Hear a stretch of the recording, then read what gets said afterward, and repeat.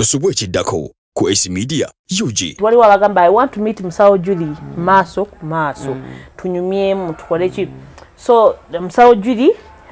ngenaku z'omwezi 16 September tugenda kubeera ne kituyise healing retreat. Retreat etali nti ya nga ogamba bino bya church nedda yaffe y'abantu bali myoyo mutungo okiriza mu kikyoli obanga oyagala kwezuula okozese kikyoli okufuka kyoyagala okola ki okubeera era tujja kolekisa ebintu bingi wajja kubaayo yoga wajja kubaayo meditation wajja kubaayo painting wajja kubaayo okunyonyola ebirooto wajja kubaayo okunyonyola your palm reading ne date of birth zammwe bajja banyonyola then njaba somesa engeri y'okukolamu cleansers okolamu either your skin yabasomesa byonna jalondako emu or you can pay for all n'oyiga buli kimu kubanga osobola n'okukola mu business yo n'osobola okukyusa obulamu ate nga bwowonya abantu so nja kugamba what plants that our bodies need and then you can be able to mix and make your own cleansers and detoxes. Enaku z'omwezi nga Musawo azibagambye 16 Kalituns resort in Fort Portal. Era wobanga oyagala tugenda so amana eddoboozi nabulime Esther S1 ku Talk with AC Media Uganda. Kubuuzaako gwe nawo sinza okubanga otrava. Thank you so much. Okola kyamaanyi okwekumira ku mukutu guno n'otwagala n'osubscribinga n'commentinga n'sharinga. Thank you so much.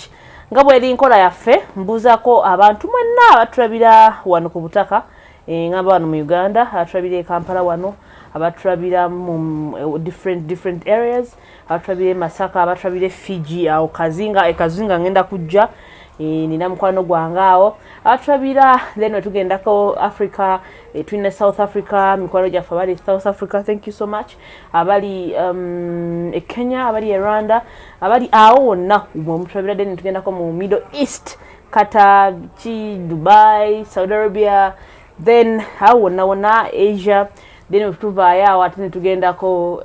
Canada America ate tugendako ne Europe. Thank you so much. Mwebale kusubscribinga esaawa eno tuli ku mutwalo gumu twagala tulabe nga twongereko so woba mpya kweno channel please subscribe nyigawo wansi ka subscribe button onyigene kade so that buli video ejja wano nawe oba omu kwabo abagyefunirako ate n'obanga oyiga enkola yaffe yakwera mindset change nabagamba wano ku AC Media we are here to inspire, we are here to motivate, we are here to change lives n'okukyusa mindset kyobala tubeera mu program nga zino zi mindset change. Leo tukute ku nsonga ya spiritual life nga bulijjo era nga leo twegatiddwako Musawo Julie.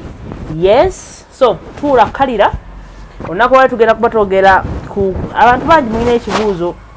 weezuula otya, how to find your true self okitegeera. So olwaleero tulina Musawo Julie ate akituwe mu version eyiye. So all in all funa akatebe otuule nabagamba ebintu nga bino wetubeera mu misomo nga gya mindset change bambi funa waba towulira stories zino ng'oli mu taxi towulira bintu bino nga oli ku mulimu okola whereby ogenda kufuna omuntu agenda okujjagamba empaayo obutungulu awo empaayo sukaali awo njagala owulire show eno osobole ogifunamu ekintu ng'oli wekka. Lwaki ngamba nga oli wekka tewali akutawaanya, you're seated there, you're free, you have your pen,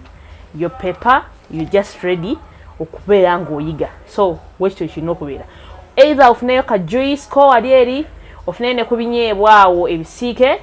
obeere ng'ate otuula ofuneyo ne ku mmwanyi abali emmwanyi then tube nga tukola ki tutambula wamu ofuneyo ka coffee ofuneyo naako kwonna ak'okunywa akakukolera it's okay gwetuula wansi okkalire. Tulina Musawo Julie tusanze okukola ku AC Media Uganda kale mukwano obulamu bugamba ki. I'm glad to be here. I'm glad to be here too. I'm glad anytime. Yeah. Sinze wendi. Yeah. Wampamba kusomesa. Abantu tulina obbasomesa. Era ngezaako nga bw'ogamba. Ate kyemmanyi kyetukola kyetulina okukola. Era kireka kyekikirizibwa. Si kyetulina okukola. Kyetulina era okukola. Ensi ekyatubanja.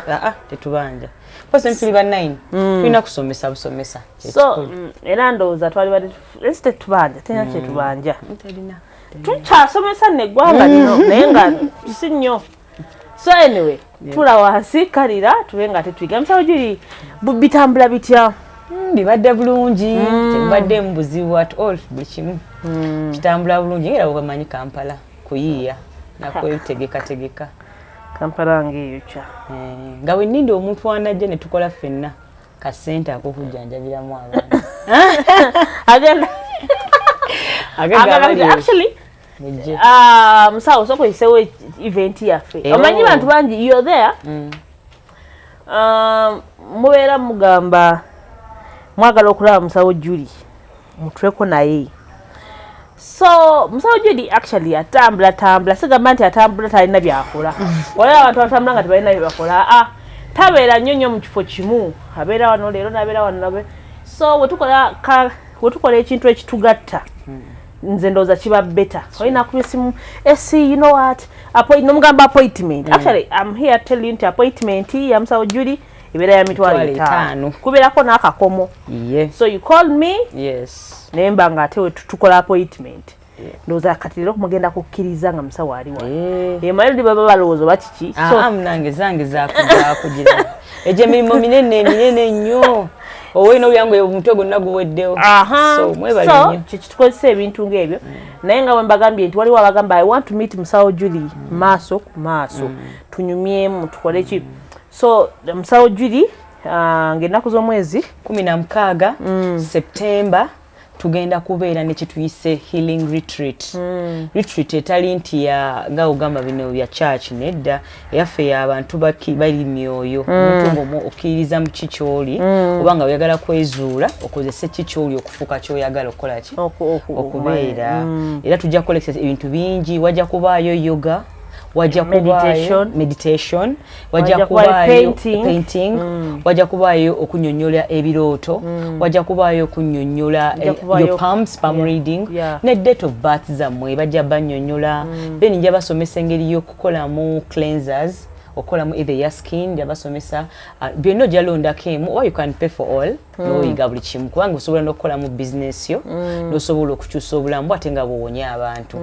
so nja kugamba what plants that our bodies need and then you can be able to mix and make your own cleansers and detoxes. Ennaku z'omwezi nga Musawo azibagambye 16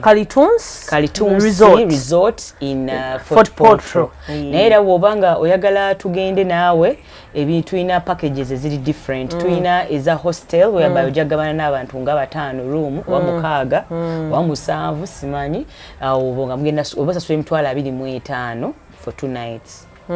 Bw'obanga ogenda tuyagala gabana n'abantu bangi 2 nights one day wicho kibeera kiro kimu 2 nights yes 2 nights one campfire byonna then the next day then the other package is the 500 package eyobeera buli mubeera nga 2 mu room so we have some privacy and you have your own stuff bathroom then endala ya 1 million oba wekka ne services zonna zifuna nga private osobola n'okusalawo n'okiringa eri wansi ku private resort nga gwe tukolako ebibyo oba oyagala massage lymphatic massage gyali tugenda mukola tujja tuleeta abantu abalage nawe ng'osobola okugenda ne bamukola n'obalaga kikyo nti balina kukola ki okukolera tusobola okukola n'ebintu ebirala ng'okusomesa eddagala n'abakyala abali bannange nga madamu yagira yegoonya jangu ddagala weeriri goonya nga yagira goonya jangu tawawondese mkyala yakola abakyala goonya timutya nje soke tulabe engeri agenza okulanga wayimazeeko emirembe nasala wagijjewo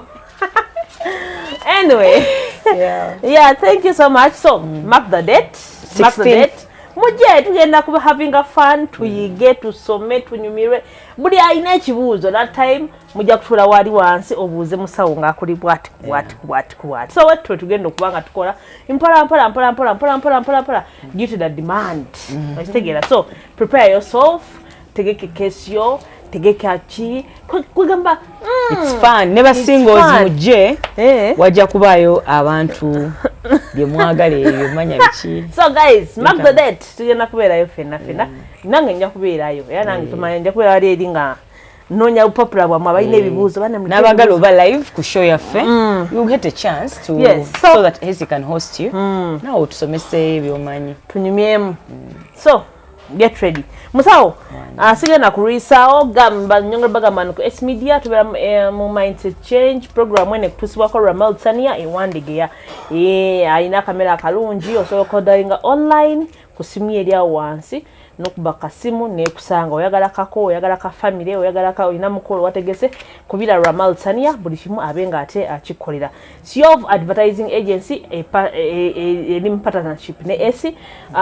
it's a brokerage company, okay, whereby tochetaga nnyo kubeera ng'otya nti you know what nina kyetunda ababloka bannemesezza abasaba sente nnyingi nnyo with Siov yabitereezezza dda okubira Siov it's a platform whereby seller atukagana ne buyer ne mbanga ekintu kikwatagana naddala mu nsonga basookedde ku real estates gwalina ttaka olina nyumba olina biki ogenda n'oteesa ne Siov Advertising Agency n'obakubira ku nnamba yaabwe awo n'obakubira n'obagamba you have property wet ne bajja ne bagiraba ne mwogera kasente n'akugamba percentage weri then najja n'akola advert eya property yo n'afuna buyer ne mutula on table ne mumaliriza mwena ne mugenda nga muli basanyufu ennamba ye eri awo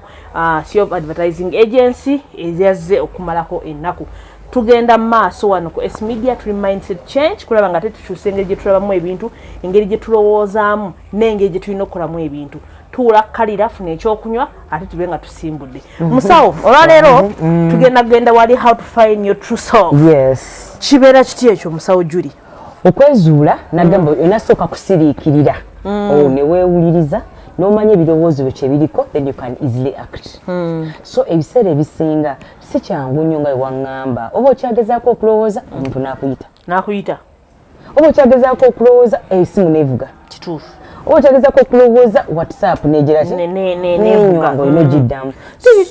So how can you wekwezuula process gy'oyinza oyitamu ne weezuula wadde ng'ebyo byonna bigenda muki mu maaso naye nga weza mu ngeri y'omwoyo mpola mpola nga toweepapizza era twagala nnyo okutandikira ku byolya. Omuntu asobola okwezuula amanyiga naye Uganda munansonyiwa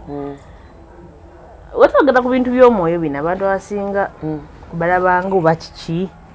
naye nze ndowooza Musawo agenda clarifyinga tosobola kutereeza kintu kyakungulu nga totereezezza kyamunda tekiriiyo. So first clean yourself inside then ebyokungulu bijja kwangulira naawe nnyo ebyokungulu is a physical kubanga jjukira munda aba already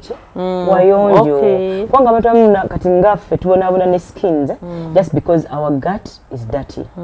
because any munda nga bugamba nga abantu abawanaiza nagamba nti my gut feeling says this that is my innermost feeling that means it should be clean for me to feel good. So nga bugamba nti buli bw'olya emmere bw'oba togenze mu toilet then you're starting to lose yourself. Buli bw'olya emmere gezaako okumanya nti ogenze mu toilet naye wegiba mirundi 3 genda mu toilet emirundi emeka 3 bw'oba olidde emmere emirundi 4 toilet enakuba mirundi 4 bwe giba ebiri kyekyo kubanga kiringanga ennyumba yo buli bw'ogiteekamu ebintu ebikyafu nga toteekayo mutima kumanya ebikyafu biri mu nyumba yakisirongoosa etuuka ekiseera neeguba. So okuguba okusinga tujja kulabira ku skin tujja kulabira ku mutima gw'ongulya gulinga ogukuluma oyinza n'okuwulira ng'engalo zo zino zennyini tokyaziwulira nga ziringa ezirimu obuntu obukola ki obusanyalala. Olumu even your legs you can look up to your legs they can swell because now your body is not clean, it's crying out for help. Some people a long time ago even used to come for dental. Najja mu dental nagamba Musawo lino erinyo lino engeri zibeneena biva ku biki ku lubuto emmere gyalya nyingi naye talongoosa wali tuliddeko ekifo we basikira chips waggulu tawa bulaka n'okwatayo waliyo oyiro okijaino kiteeka walino gayi ati buli muntu bw'olya nnyo chips oyo oyiro akoota bwatyo mu kimunda olumu netandika okuwuliranga alsa nyingi kumbe olina kiringa kiramba si kya chips oba bikakka kiba ebintu ebibeera mu oyiro eyo oyiro bwa black abanga grease so kati grease your whole stomach area. Waliwo abantu abali eyo nga taditoxingangako obukyanga azaalibwa meaning kuvayo wazaalibwa ekyo nabyo badde olya bibadde bigenda omwo kiti lwaki tukula ffenna naye munange tukesa ntulekerawo okufaanagana nga tetulina twali tufaanaganamu nga tukula netwesera omunaaba nga temulwadde nnyo omulala mulamu nnyo omulala ali bw'ati emmere gy'olya yenfaananayo so tugezeeko nnyo okulwakinga betulya mugezeeko nnyo okulya protein foods wadde bagamba nti bigezzo bigasseeko bikyamu protein foods zezitya nga woolaba ennyama yennyini eno ey'ente gye bayita beef tulina n'ebintu ebirala ng'amagi enkoko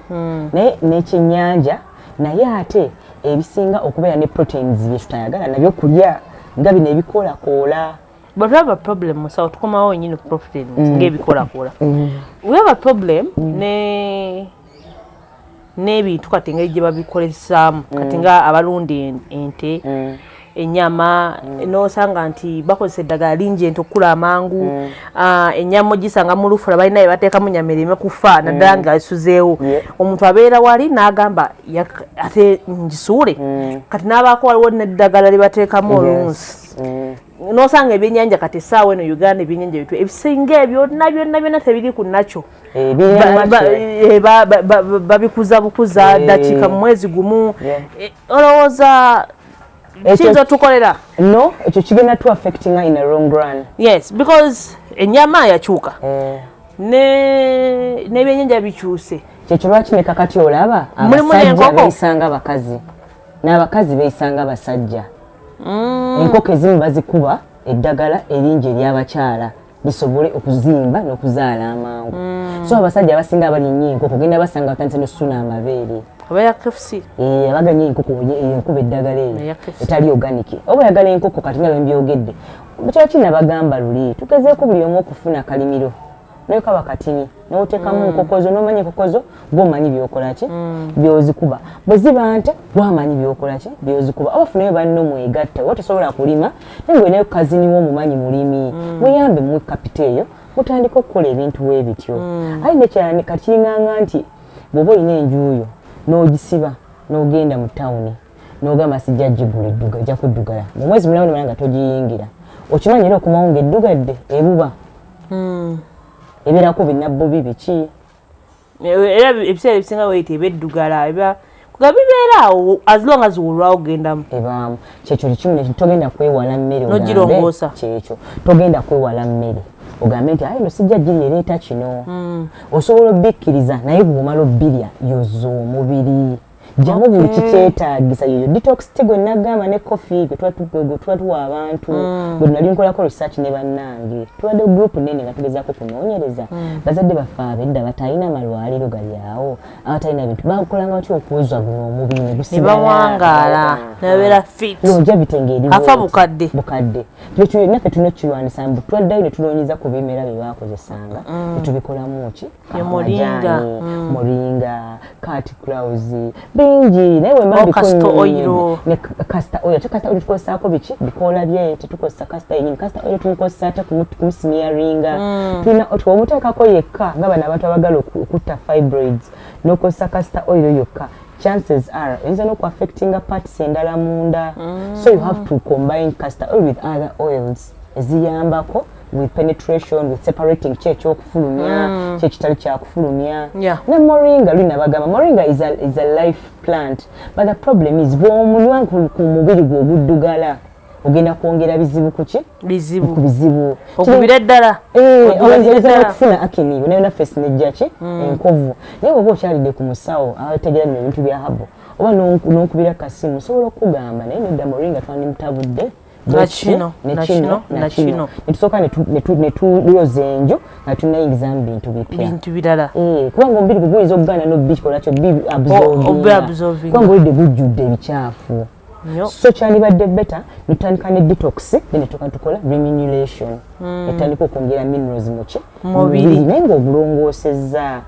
omuntu agenda kujja mu nju yo alina contract ya miliyoni 10 naye ng'eddugala n'agireka era afuluma ne contract n'akola ki n'agenda nga minerals bw'ozimize bwe zigenda ofuluma zigende nga tezirina kyezikoze mu tezirina kyekiyambye so abantu abasinga tusooka kutandika kumira na zino mpeke nga ogera abantu abatunda nti omubiri gwaffe gwetaaga vitamin B12 tosooka kumala gabula vitamin B12 Gwetaaga omubiri gwetaaga calcium soka olindeko soka okole test bagambe calcium gwoli mu kunywa omwetaaga kubanga bw'okola omungi ogenda kugumya omubiri nga ne joints zimoving nga ziri calcified nga azilanga tosoose kubuuza musawo wabuuzeeko ogambye mpulira siinamu kabangamba wano amannyo gano calcium yatali amagumba gano ganuma akikosa sometimes kunombejanjaba veins okitegeera muscles ebikwata veins bwezitiwa muscles bwebityo so mugezeeko nnyo at least okwebuuzaako akatundu nebuuzaako omulundi gumu n'omanya wotulagadde at least gezaako kale okusoma ku video enkadde agende ku Google gezaako ogenda ne Google naye ekizibu kya Google mukimanyi emibiri gyebabeera specific wandigeza omuntu n'akulaba ogenda tandika okukozesa eddagala ery'amaanyi ng'olina jaundice ng'amaaso go gatandisa ofuuka brown meaning your body your liver is giving up ate ogyongera chemical ekaala egamba msiika ate n'ogyongera ddagala abamu mugenda mu ddwaliro nga oli mulamu wallaahi naye nga maybe ogenza otidde pressure yeriki eri waggulu olukeererawo ne bagamba pressure eri waggulu otandikirawo eddagala time ddayo ogwokubiri bakebere ogwokusatu ng'okakkanye bakebere omanye amazima kubanga ogenda tandika eddagala lya pressure ate obangako na pressure ate nga maybe osaana just kuteerezaamu misuwa sooka oyoze omubiri oguwe chance bwolaba teguwona go visit a doctor bagambe first try from home so that's where the only starting point is kyolya kyofaanana kyewalaba ojja kugamba nti tulimba oba twebagamba naye life span y'abajjajjaffe abatagendako malwaliro naffe abagendako malwaliro tukola zi body check up netukozesa zi supplements ez'enjawulo exercise collagen netukozesa ebintu bingi life span yaffe njala nnyo myaka 3 ng'ate olabika okuba ng'ate olaama essaawa ena 35 ng'otusiibula ng'otulabyeko ate nga byajjaffe baali oli nga atugamba mbu simanyi Katonda bw'ati bweyageze no nawe weerabirire kikusangeyo naye nange oweewadde tetugamba mbu fe tujja kufa fena tulina okukaddiwa tulina okubeera byonna naye gaddiwa alive get old with a live bodynina omuntu benalaho nabeerawo tafa sukaali pressure byonna kugamba obulumi wabeerawo amira eddagala asanga n'owabambye wa HIV ate agenda bwamira eddagala abamu agenda yeyongera aditoriatinga amagulu ge gali gataluma ne gatandika omuluma omuntu eyagenda mu ddwaliro ng'ekyali kimuluma ntunnunsi zokka agenda kutandika avunde n'eki n'amagulu naye ate osobola okutandika ne zino therapies entonotono wulira emisomo nga gino gwenge bwe tugendako osobola okwezuulira omwo n'okola eddagala lyo ng'oli waka notabanga olina kusasula ssente wa musawo okukolera ki ddagala emisomo egito gyettanire ebikuyamba nga gwe okweyigiriza by'olina okukola ki okukola n'ekirala katulaba waliwo minerals ezimu ze bagamba nti bagenda zibawamu pills naye nga teziyingira mubiri by absorption by bino ebya digestion naye ziyingira topically nga zirina eyingira kungulu ku skin yo nga ogenda zisiiga kuno kungulu olina zisiiga kuno nate ezimu tezisobola kusigala nga ziri awo zirinze mbu zikole ki ziyingire nga zisobola n'okuguna okuvaako zizo minerals ezimu zetukozesanga nga tuziyizaamu nga mu oils oba ezimu nga nokozesa ebintu bino nga sauna ne steam waliwo scrubs ze bakola abantu naye kadafu tulina zetukola zino eza habwe osobola okukozesa scrub ng'erina magnesium n'akuyamba penetrating through the skin because magnesium nakugamba ye mineral esinga okubeera ey'omugaso mu mubiri gwaffe ate kasitaba nga olina magnesium obulungi tosobola nafuna zino maso ki maso zino zikuluma ebinywa waba biyita ebinywa yes ayi n'ekirala oba magnesium omulungi nnyo mu mubiri tosobola muwumira tekikuyamba abadde bali ku magnesium tablets tezirina kyamaanyi kyezikola ki kyezikola because magnesium is absorbed intercellularly meaning osobola muteeka ku cell this is a cell this is an organ eno organ ogiraba nti cell eno oteekako machine ogenda laba nga cells ziri bwe ziti eno organ so omuteeka direct ku organ n'omwesiiga ate n'oyingira nga sauna oba steam n'okozesa that mu soaking inside nga steaming ebintu kangamba ensibwa steaming cloves nyinza okufuna gundi wali muddugavu wali dark more than someone amutadde awo obuteesi so you steam it inside your body omwe kugamba waliyo nga ogambye waliwo ogetukozesa bamuta bate scrub yes nga magnesium kati abantu abalwadde ng'olidde omanyi olina ekizibu oyo gwena ofuna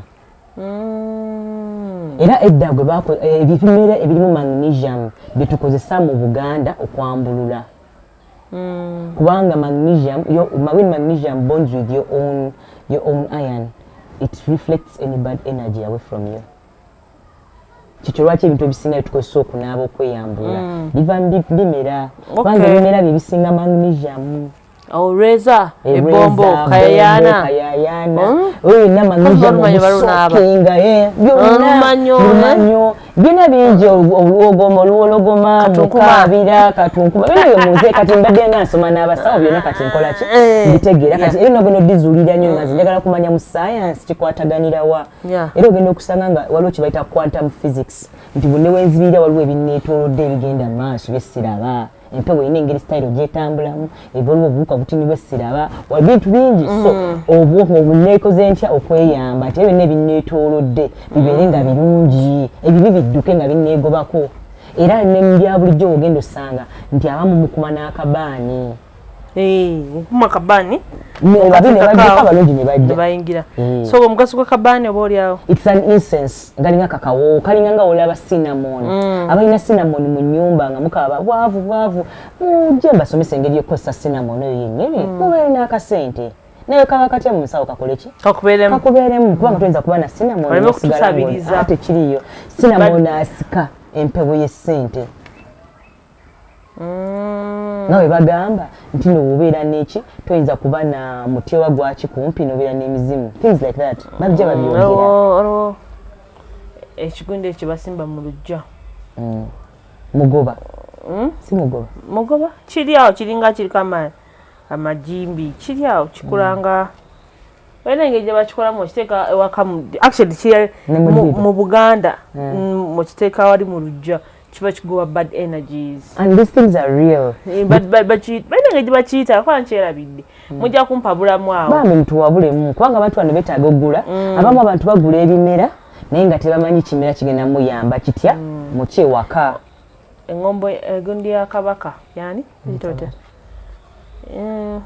eri awo ya kabaka biki naye tujja kugitereezaamu newamunajja mugundi tugenda basomesa kozi bintu bingi betuyagala okubagamba naye bimu wetu ne bagamba abantu abalala batannazuukuka mu mwoyo bagenda alaba ngaffe abakola ki ababalaga nti tumanyi nnyo oba tuba tetukkiriza mu Mukama. Oh my God, we love God more than we love ourselves. So mulekerawo tukomparinga ku bye mwagala twagala nnyo Mukama kye twaki tweyagala nze Mukama naye anzijukiza n'agamba yagala maama wo Maria nga bw'okola ki bweyagala maama wange Maria alina maama we okitegeera maama wange alina maama we Dimitiriya ne Dimitiriya naawe nkwagala mugenzi ne maama wa Dimitiriya naawe maama nkwagala ayagala atakyagala tajja ku vidiyo eno eri gundi bagita engabo ya kabaka engabo bannungi oba omaze okufuna obugagga bwo bwebeera waka neebeera waka ogisimbaka yes, so if you don't want people to pop into your financial energy you want people to stay like to stay yours n'abajja okulyako balimetwala naye bagaggawaze so yobanga agabira abalala naye ati nawe ekikopo kyo kisigala kikyo kijjudde nebino entumu kasamba lyanda that's a nice flower kabeera waako kaka tetuyinza bitaba nakasamba lyanda kale akabeera n'akamuli wano ndi wa Musawo wano ndi wa Musawo simanye producer waffe taliiwo yaleka tulazeeko yani tulaze obumuli waliwo obumuli obumu waliwo ke bayita kasamba lyanda era nga olibulidde erinnya kasamba lyanda yes kakola anti samba hot charcoal if someone brings you hot fire kicks that person back Musawo tulaga akamuli ak'enjawulo kasamba lyanda tulina obumuli tulina kasamba lyanda tulina mugoba wuuyaawo tulina muleke kakakali awo wansi muleke whereby you want people to say banange munnamwe mumuleke alwanye nnyo entalo mwesonyiwe byonna omuntu yalibadde nabyo munange n'obisimba ewaka bikuyamba era ensi olaba eremeredde nnoga ku gundi kuki kuba obumuli obugattegatte onabe ate n'ekirala abalina ennyumba zammwe nga zibulungi mugula ebimuli bwebiti mubiteeke mu nnyumba yammwe kubeeko n'ebyo gyoyita emirungi muki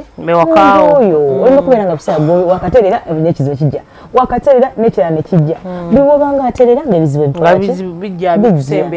eyita ku bintu ebirungi ewaka so ebimuli bino biri very important because n'okuva ku ebyo n'ebino ebyaffe ebyaki bya spiritual scientifically ebimuli bifulumya ki bifulumya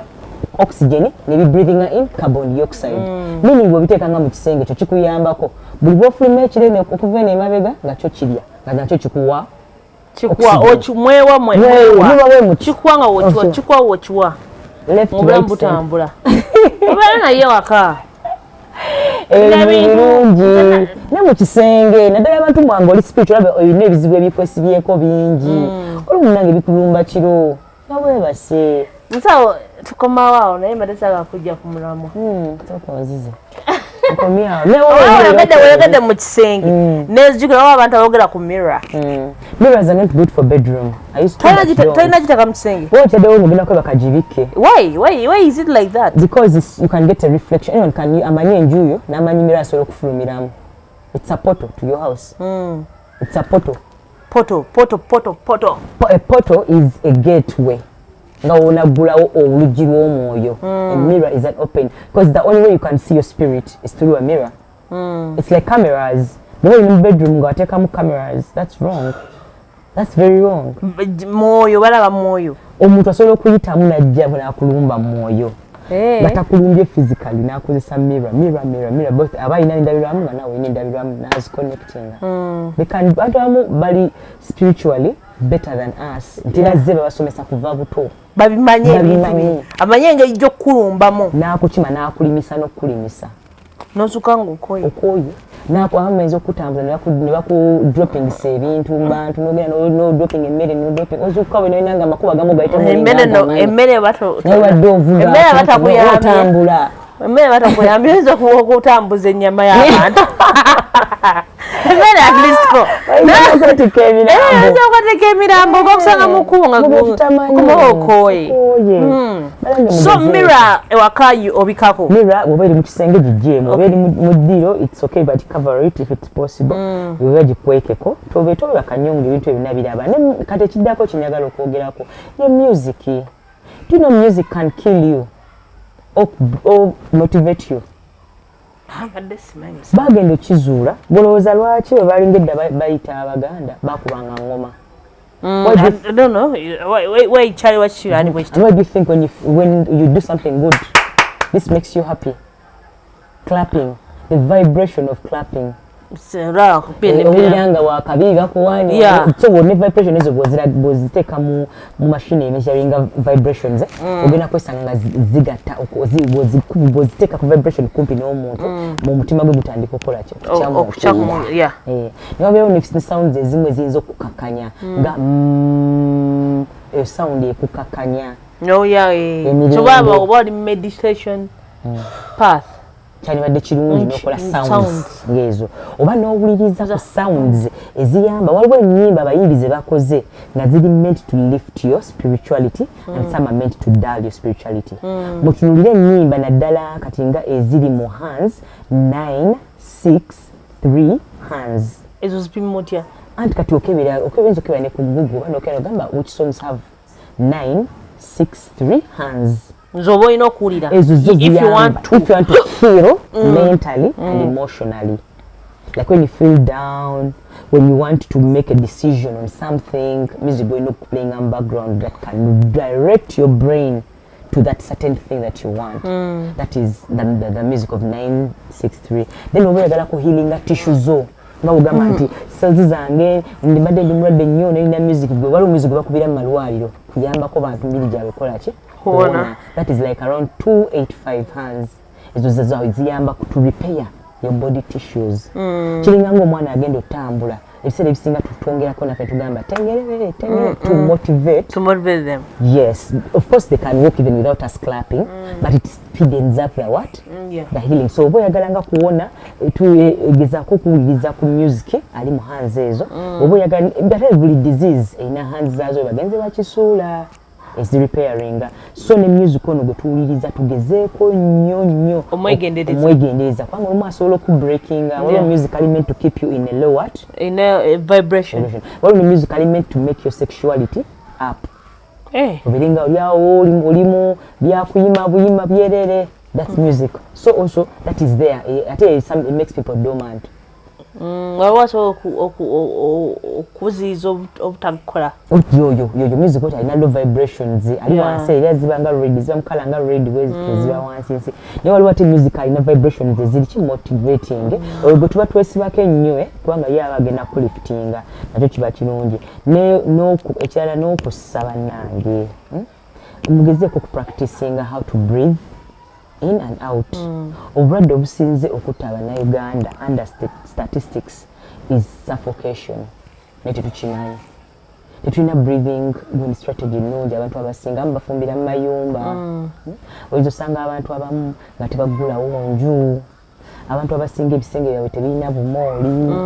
Abantu abasinga kati eyo obubumba nga temussa enough oxygen. Temussa enough oxygen. It is highly nati tugenda kuwangala nga bwina kola ki kuwangala kubanga omubiri gwo guno gubeerawo lwaki kyossa empewo gyossa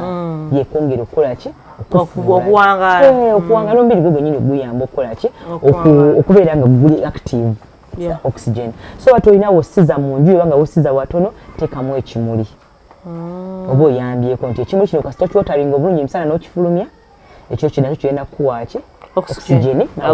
carbon dioxide so what on travel aeration yo si nungi nnyo mu kisenge kyo ate olumu ozuku obeera onyiza obeera ossa bubiye gukolanga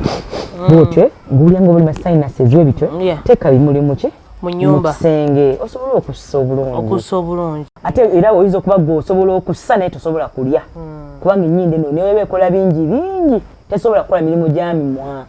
era egezaako naye baako weekola ki weekoma.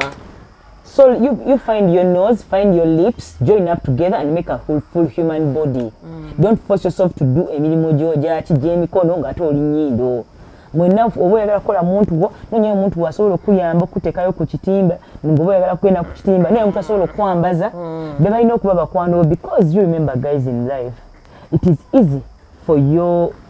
your business partners, for your customers to become family and best friends than your best friends to become business partners or become customers. It's hard, but the other ones can. You can have a business partner na Africa brother nga mulimu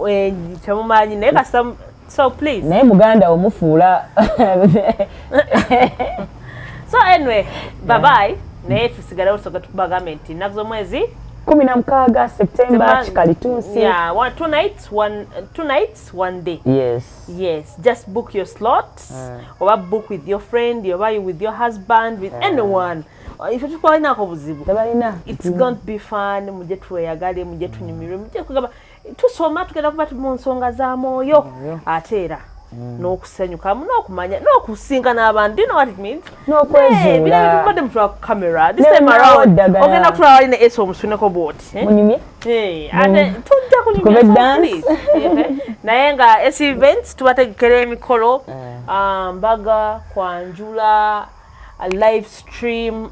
anything akikwatagana ku camera,